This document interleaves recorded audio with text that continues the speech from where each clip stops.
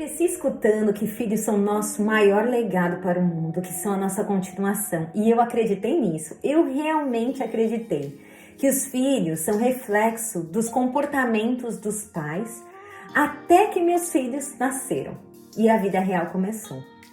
Eu sempre sonhei ser mãe, bem naquela construção de que ser mãe é lindo, que seria a melhor coisa do mundo, que seria felicidade. Eu sempre fui aquela que amava bebês e crianças. Eu sempre quis ser mãe de muitos filhos. Sempre sonhei em ser aquela mãezona com casa cheia e na minha cabeça seria muito fácil. Eu tinha um nível de confiança de que meus filhos seriam perfeitos, de que eu conseguiria fazer de alguma forma eles se comportarem, respeitarem as outras pessoas, agirem de uma maneira previsível, dentro do que a gente espera, sabe, de uma criança. Ter um certo nível de controle sobre eles. Mas no final, foi completamente diferente do que eu imaginava. A gente tem uma expectativa sobre quem os nossos filhos devem ser o tempo inteiro. A gente tem muito determinado quando a gente fala a palavra filho. Socialmente falando, já tem um monte de coisas pré-determinadas sobre essa pessoa. São rótulos sociais que têm um peso muito grande. Tem o peso das expectativas que a gente coloca sobre as crianças. Tem o peso que nos disseram como eles deveriam ser, de como a maternidade deveria ser. A palavra filho, a palavra mãe, a palavra pai, muito antes da gente pensar que um dia a gente teria um filho, já tem algo socialmente definido. Você já sabe o que se espera de uma mãe, de um pai, de um filho. É construído isso socialmente falando antes antes de você ter qualquer tipo de capacidade de julgar isso. Você já tem essa imagem pronta sendo construída. E é construída com a cada pessoa que você conhece, as reações do seu pai, da sua mãe, o que você assiste na novela, no filme, no desenho animado, as promessas que você fez para você mesmo quando você tivesse filho. Eu não vou ser uma mãe que faz isso, eu serei um pai que fala aquilo quando eu tiver um filho. Você passa 10, 15, 20, 30 anos construindo essa ideia e depois de muitos anos com toda essa ideia sendo cozinhada, você tem um filho e você sabe exatamente o que você quer para aquele filho. E você sabe exatamente o que você quer de você sendo mãe daquela criança. Olha o nível de expectativa que está aí. O caminho lógico com certeza é a frustração. A gente não tem a disponibilidade de conhecer essa relação. Quanto mais eu tenho os requisitos prontos do que meu filho deveria ser, de quem eu deveria ser, no que minha cultura social, minha cultura familiar fala, quanto menos eu questiono o papel de cada um nesse teatro da vida, mais frustrada eu vou ficar, mais irritada eu vou ficar, porque a criança não vai agir de acordo com o que estava no script para ela. Eu acho que os 3 primeiros meses do Gael foram os meses que eu pensei, eu não vou conseguir, não vai dar certo. Isso é impossível para mim, porque quando eu tinha apenas a Ana e a Lara, eu conseguia me dedicar inteira para elas. Aí o Gael nasceu e eu não tinha mais Mariana para dar para ele, não tinha acabado. Eu dava tudo para Ana e para Lara, não tinha Mariana para dar para o Gael. E aí eu entendi que tinha que ter Mariana para dar para mim primeiro, para depois ter Mariana para dar para eles. E foi uma construção chegar nesse lugar em que eu existia. A maternidade da Ana e da Lara me engoliu. Eu era a mãe, eu queria ser a mãe perfeita. Eu fazia tudo, eu era uma redoma, elas não podiam se traumatizar com nada. E o medo que eu tinha delas se traumatizarem. Desde que eu comecei a trabalhar com uma nova forma de educar, eu recebo pais e mães, sobretudo mães, porque a gente tem uma cobrança social muito maior sobre a mulher, com uma intenção muito forte de nunca traumatizar o filho. Olha só, as mães pensam, eu nunca vou errar, eu não quero traumatizar, eu não quero que meu filho sofra, eu não quero fazer nada com que a minha criança se machuque. E aí quando eu pergunto, você acha que você pode ser perfeita? As mães geralmente pensam, mas eu não tô querendo ser perfeita. Não tô querendo. Eu só não quero traumatizar. É só isso, não é perfeição. Parece simples e fácil ouvir essa frase, mas a verdade é que você quer atingir um lugar que você não vai atingir. Sabe por quê? Porque você é humana e você certamente vai errar. Acreditar que você não irá errar é impor para você uma meta inalcançável. Eu lembro de uma mãe que um dia eu conversei, em que ela dizia que ela ficava muito irritada com a filha, que ela gritava demais com a filha, que ela chegava do trabalho e ficava muito irritada porque a menina tinha feito N coisas e que ela se sentia uma mãe péssima por gritar com a criança, por agir dessa forma. Então eu fiz um exercício com ela, eu pedi para ela me dizer o que seria uma boa mãe e ela anotou no papel. Pensa você também. Ela fez uma lista infinita e eu pedi para que ela lesse para mim essa lista em voz alta. E quando ela começou a ler, ela começou a chorar. E eu perguntei, você acha mesmo que você consegue ser tudo isso? Ela respondeu que não. Claro que não dá para ser. Então, você entende? Eu falei para ela, você entende que você vai dormir e acordar frustrada? Olha que injusta, que cruel que você está sendo com você, sem perceber. E pode ser que para quem estiver escutando, você que está escutando, pense, pelo menos para o filho vai ser bom. Vai, é bom ter essa mãe que lê tudo, que pesquisa tudo, que não quer traumatizar. Mas qual é a referência de humanidade que o filho vai ter? Essa mãe que é inalcançável, que nunca erra, que nunca grita. Essa mãe que não parece humana. Como a criança vai aprender a lidar com a sua própria humanidade sem ver a sua mãe, o seu pai, lidando com a humanidade deles? Isso é impossível. Eu acho que a mãe perfeita é uma ilusão imperfeita. Eu não entendo muito bem como que essa ilusão permanece até hoje, mas ela é uma perfeita fake news que a gente precisa destruir. A mãe perfeita é uma das maiores tragédias que a gente pode oferecer para um filho. É a nossa imagem de perfeição. Porque o filho, ao longo de todo o processo de desenvolvimento, ele precisa tirar do pedestal os adultos de referência. Ele precisa ir acreditando que nós não somos tudo aquilo que a gente parecia ser. Isso é duríssimo para nós. Percebemos que nossos filhos vão se decepcionar com o ideal que foi importante ele ter construído até então. Ele precisava, lá no início da vida, achar que nós éramos as pessoas mais maravilhosas desse mundo, para ele se vincular, para ele perdoar os nossos erros, para ele construir a nossa função como salvadores da vida dele. Mas então ele vai crescendo e vai percebendo que os pais não são tudo aquilo que ele pensava. O que acontece com uma mãe perfeita? Aquela mãe que não erra. Fala assim, mas tá bom, mas o que tem eu não ser perfeita? A mãe perfeita é aquela que não sai do pedestal. E o efeito disso para esse adolescente, para essa criança que irá se transformar num adulto, é que ela vai sempre ver esse pedestal alto demais em relação a onde ela está. A criança nunca vai imaginar o plano da vida no chão dela, e sim o chão do trono da mãe. Então, ela sempre vai ver num plano baixo do que a mãe e vai se imaginar sempre num plano inferior do que as pessoas que se dão bem na vida, no que ela entende, estão. Então, essa pessoa sempre vai se ver uma pessoa incapaz, que provavelmente vai se ver infantilizado. Porque perfeita é a minha mãe, eu não dou conta, eu não sirvo, ela que é perfeita. A criança e o adolescente, à medida que eles vão tirando a gente desse pedestal, eles começam a pensar assim, eu acho que eu dou conta de ser adulto. Por quê?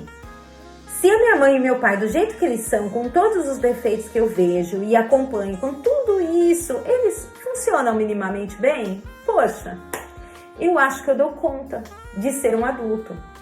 Eu sei que eu não sou perfeito. Eu sei que eu tenho inúmeras limitações, que os adultos cansaram de me dizer as minhas limitações ao longo da minha vida. Então, mesmo assim, eu acho que eu dou conta de ser adulto. Entende que essa perfeição é uma tragédia para a história da descoberta da potência da criança e do adolescente de levar uma vida adulta. Talvez a maior frustração de um pai e de uma mãe seja ao mesmo tempo o maior aprendizado. É compreender que ter filhos não é brincar de massinha de modelar.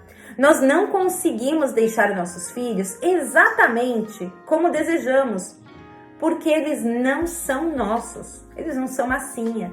A gente não para pensar que a nossa filha, o nosso filho, interfere diretamente, que o que eles são interfere diretamente em quem nós somos. Então hoje eu não sou apenas a Mariana, eu sou a Mariana, mãe da Ana e da Lara. E do Gael. E se a Lara, por acaso, for uma criança que bate nos colegas, eu sou a Mariana, mãe da Lara, que bate nos colegas. Quem os nossos filhos são hoje interfere em quem nós somos. Em como eu descrevo quem eu sou, como você descreve quem você é. E a gente fica tentando controlar os nossos filhos para que eles se encaixem na imagem que a gente criou pra gente. Eu não quero ser a mãe da criança que bate. Eu não quero ser a mãe do menino que chora para ir para a escola, que não gosta de tomar banho. Eu não quero ser a mãe da criança que dá escândalo no parquinho, que nunca quer ir embora. Porque eu não sou uma boa mãe. E ele está falando que eu não sou com esse comportamento. Então, cada comportamento da criança não é sobre o que ela sente, sobre o contexto, sobre como foi o dia dela, sobre ela. É sobre quanto eu sou ou não sou uma mãe ou um pai competentes, o quanto eu me encaixo ou eu me afasto na imagem que eu criei para mim como mãe, na imagem que a sociedade me empurrou goela abaixo, porque essa é a realidade. Essa imagem foi criada socialmente e nós fomos criados desde muito novos a pensar muito no que o outro está pensando sobre nós. Quantas vezes você já viu a criança chorar e a mãe, a avó, o avô, a pessoa mais próxima falar: olha lá a moça ali, olhando para você, ficando feio, chorando.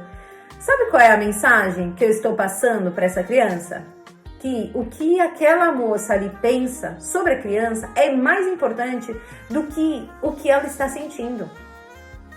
Aí pai para fazer bonito, hein? Bonito e feio são referências muito fortes na nossa educação. Não faça isso porque é feio. Faça isso porque é bonito. Não é porque isso te desrespeita, porque desrespeita o outro.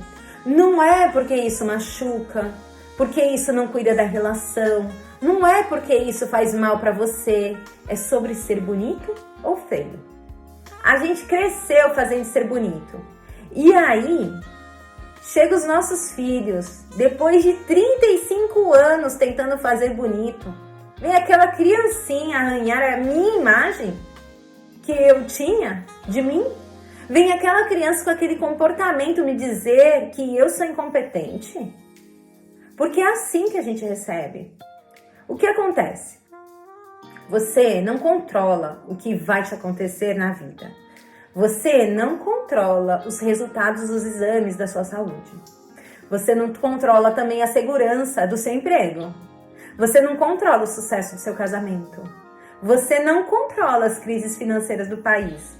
Mas alguém te disse que filho a gente controla. E quanto mais a gente se sente fragilizada pelo descontrole da vida, pela força incontrolável da existência, mais a gente aperta as crianças, mais a gente fica impaciente e a gente quer consertá-los.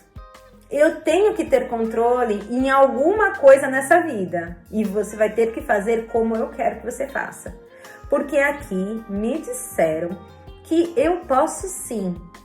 Me disseram que se eu fizer assim, você vai agir assado. Eu vou pegar aqueles 5 passos de como fazer a criança dormir, como fazer a criança comer, parar de fazer birra. Então é bom que a criança haja conforme a minha expectativa, tá? Tá dizendo lá no livro, como a moça do Instagram disse, como a minha mãe disse. A gente esquece que nós estamos tratando de seres humanos complexos, diferentes. E por mais que eu tenha forminhas prontas, pré-determinadas para os meus filhos, eles não vão se encaixar nelas porque as minhas forminhas já existem para serem quebradas. E isso não é bom nem ruim, simplesmente é. Existe um luto que é constante na maternidade.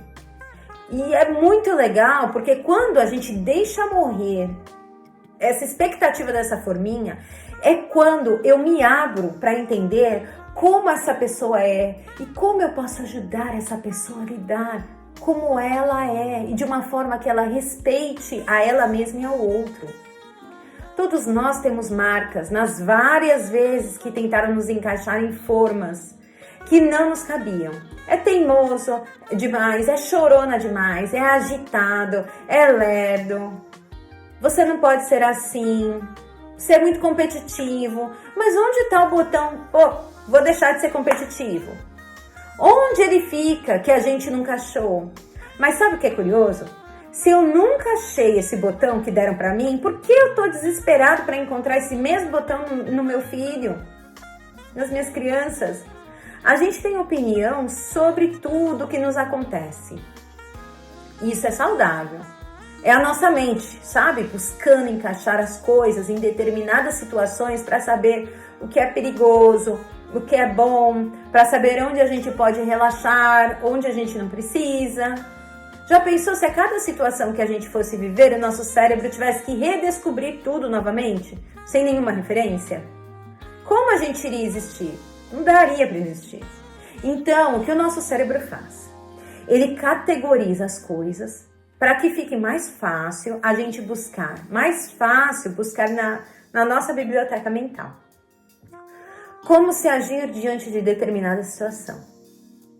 Mas tem um problema diante disso. O problema é que quando a gente encontra nossos filhos, a gente coloca eles numa categoria que nosso cérebro criou para eles.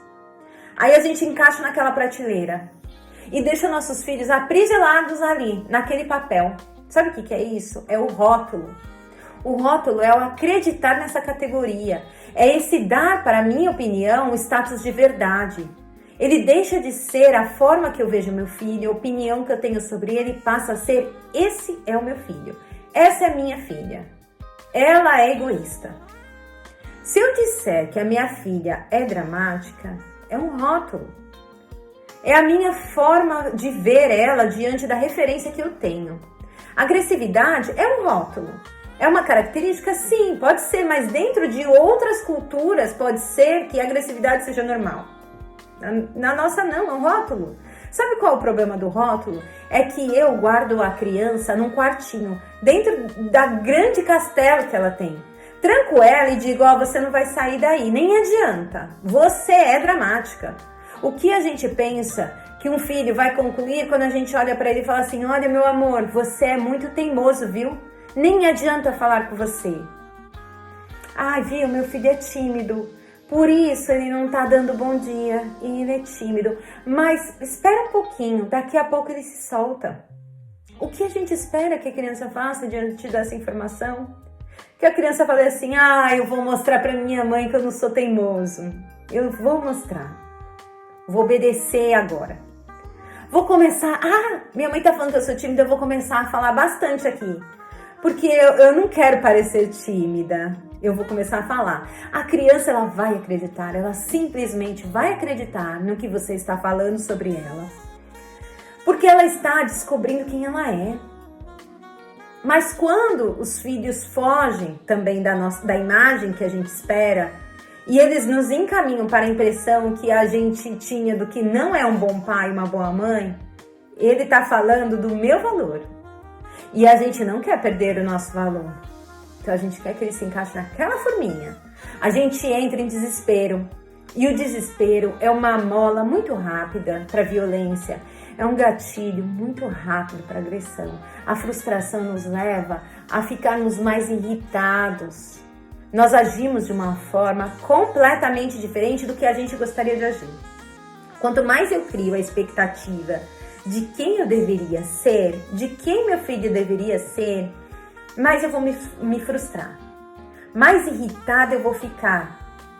Mais difícil vai ficar a situação em casa, mais frustrada eu vou ficar. E aí o ciclo cresce e a gente se vê preso na armadilha sem que a gente consiga enxergar uma maneira de sair dela. Entende esse ciclo? Essa armadilha, ela foi criada antes da gente nascer. Antes da gente chegar no mundo, já diziam quem era um pai, uma mãe e um filho. Volta e meia, a gente consegue escapar dessa armadilha natural.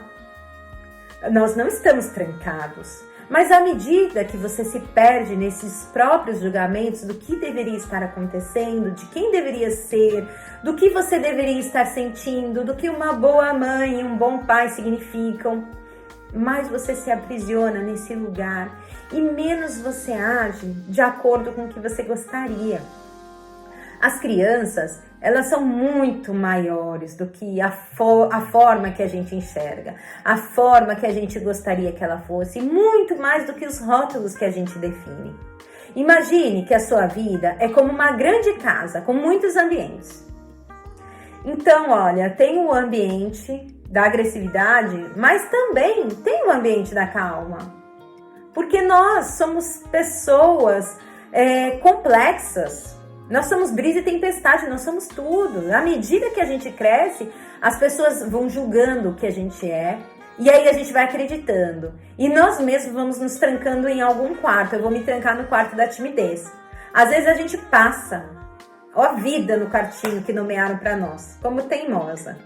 Tem gente que fica no quarto da brava. Pode ser que você fique a infância inteira no quarto da mal-humorada. É tanto tempo dentro de um quarto que você nem sabe que existem outros cômodos nessa grande mansão. Você não visita mais, você não conhece, você nem sabe que ele existe. Educar alguém com disponibilidade, em saber quem essa pessoa é, com disposição para lidar com essa pessoa, é algo maior. É dar para essa pessoa a oportunidade de conhecer todos os cômodos, de aprender a transitar entre eles, de não ser apenas um quarto. Quantos lados tem que você, quantos lados seus que você tem que você não conhece? Quantos ambientes você não visita há tanto tempo que já esqueceu que eles existem nessa sua mansão?